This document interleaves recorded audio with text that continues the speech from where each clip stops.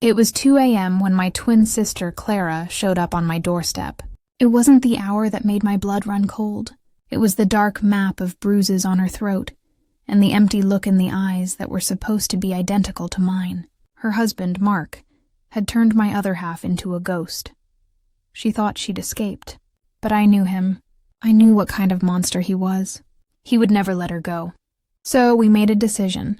She would disappear, and I would take her place. Before I tell you what I did, I need you to know this isn't just a story about revenge. It's about how to teach a monster the real meaning of fear. He was about to get a lesson he'd never forget.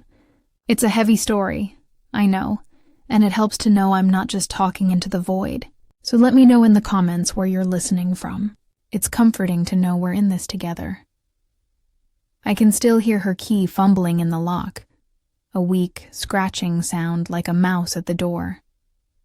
When I opened it, she fell into my arms, smelling of rain and fear. Under the harsh living room light, I saw the full extent of it. A split lip, a constellation of bruises spreading from her jaw down her neck. Just like that, she'd become a statistic. One of the nearly 1 in 3 women who experience physical abuse by a partner. A statistic I refused to let her remain. Her voice was a raw whisper as she told me everything. How the charming man we'd all loved slowly became her jailer. It started small. Comments about her clothes, isolating her from friends. Then he took control of her money, making her account for every penny. Then came the pushing, the grabbing, and finally the fists. Tonight, he choked her because dinner was 5 minutes late. She waited for him to fall asleep, grabbed her keys, and just drove until she ended up at my door. I held her as she shook, but what I felt wasn't rage. It was something cold, sharp, precise. Mark made a huge mistake. He forgot that his soft, gentle Clara had a mirror image. And I'm not soft, I'm not gentle, and I am never sweet to monsters. He'll come for you, I said, my voice flat. He'll apologize. He'll cry, bring flowers, and swear it'll never happen again. And you'll believe him, not because you're weak, but because you're a good person. And good people can't imagine this kind of evil. Terror filled her eyes. What do I do? I have nowhere to go. Yes, you do, I said, the plan clicking into place in my mind. You're going to a cabin upstate. It's isolated, no cell service. You're going to be a ghost. You're going to rest and heal. But what about Mark? He'll call the police. He'll report me missing.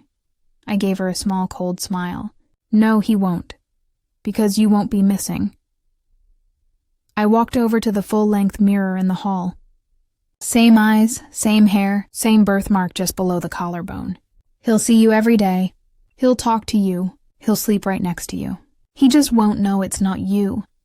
Disbelief replaced the fear in her eyes. You can't. He's dangerous. He'll kill you. No, I said, the word tasting like iron. He'll see you, his meek, terrified wife. He's so arrogant he won't look any closer. He won't notice the difference until it's far too late. It took another hour to convince her. We covered every detail of their lives. His schedule, habits, passwords, pet peeves. It was a crash course in being Clara. By dawn, she was gone. I watched her taillights disappear, then went into my bathroom, looked in the mirror, and began to erase myself. I drove to her house, their house, and let myself in. The air was thick with stale anger. A plate of smashed food was dried on the kitchen wall. I cleaned it up, every movement deliberate. I was an actress on a stage, and the set had to be perfect. When he came downstairs, he barely looked at me. You're back, he grunted, pouring coffee. I went for a drive, I said, my voice soft and hesitant, just like we'd rehearsed. He shrugged, eyes glued to his phone. He didn't notice a thing. He didn't see the confidence in my posture or the focus in my eyes. He just saw his possession, right back where he thought it belonged. The first few days were a tense dance. I played the dutiful wife. I made his meals, endured his silent treatments, and listened to his rants. All the while I was a scientist studying a specimen, I learned his routines. I found a hidden camera I'd bought and placed it in the corner of his home office, giving me a perfect view of his desk and computer. Phase 1 was information. I started digging into his finances. It didn't take long to find it, a hidden bank account. He was skimming money from his company. I downloaded every single statement and sent them to a secure email account. A week in, he started getting suspicious. I wasn't flinching anymore when he entered a room. I was meeting his gaze. One evening, he looked at me, really looked at me. "You're different," he said. Quieter, calmer. It's weird. I just smiled. Am I? After he turned away, I whispered to myself, "You have no idea." That night it was time for phase 2. Using his laptop, I found the emails to a woman from his office. They were graphic, but more than that, they detailed his absolute contempt for his pathetic, clingy wife. So I packaged them up, the emails, the photos I found, and sent them in an anonymous message. Not to her. To her husband. The next morning, Mark's phone exploded. I heard him yelling, his voice raw with panic, before he stormed out of the house. The first crack in his perfect world. Phase 3 was psychological warfare.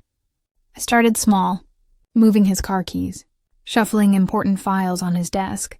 I used his own gaslighting tactics against him. When he'd get angry, I'd just look at him with fake concern.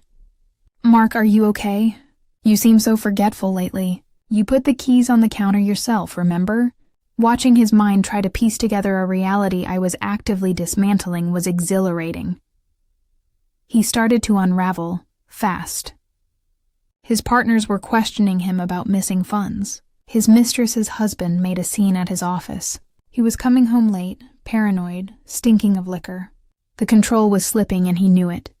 And the fear I saw growing in his eyes, it was the most satisfying thing I've ever seen. He was finally getting a taste of the helplessness he'd force-fed my sister for years. The final move was set for their anniversary. I knew he'd be home, expecting some pathetic attempt to smooth things over. I put on the red dress, a beautiful dress Clara had bought a year ago, one he forbade her from wearing because it was too much. Tonight, it was my armor. When he walked in, he stopped dead. His face contorted into that familiar mask of rage. "What do you think you're doing?" "I told you to get rid of that thing." "I decided I like it," I said. My voice was clear and strong. It wasn't Clara's voice. It was mine. Confusion twisted his face. "Who the hell do you think you're talking to?" "I know exactly who I'm talking to," I said, and hit play on the TV. His face went white as the screen lit up with the feed from the hidden camera. It was him, on the phone, detailing the fraud. I had it all. "It's too late, Mark," I said calmly. "It's all been sent. To the police. And to your board of directors. You wouldn't," he stammered. All that fake confidence gone. "Oh, I would." I smiled. "And by the way, your other woman has been very cooperative with her husband's divorce lawyer. He's very interested in your financial situation, too." He just stared, his mouth hanging open. Then he whispered it. "You're not her. You're not Clara." I let him see the triumph in my eyes. "No, I'm not." Just then, the doorbell rang. Blue and red lights flashed through the windows. He looked from the door to me, his face a mask of pure terror. He finally understood. As the police led him away in handcuffs, he looked over his shoulder at me, his eyes burning with hate. "You think you've won?" he spat. I leaned in close so only he could hear. "I'm not the one who needs to win, Mark," I whispered. "I'm just the one who replaced her." His face crumpled as they pushed him into the car. Justice. Clara is safe now. She's in therapy, rediscovering the strong woman who was buried under years of fear. She's painting again. I heard her really laugh the other day for the first time in years. As for Mark, he was sentenced for fraud and assault. His life is over. He learned what it feels like to have your world taken apart, piece by painful piece. He learned what real fear is. Sometimes justice isn't about forgiveness. It's about taking the power back. My sister and I are closer than ever, forged into something stronger by the fire. We survived. Thank you for listening. If our story resonates with you, and if you believe in the power of fighting back, I hope you'll subscribe and join the community we're building here, because you are not alone.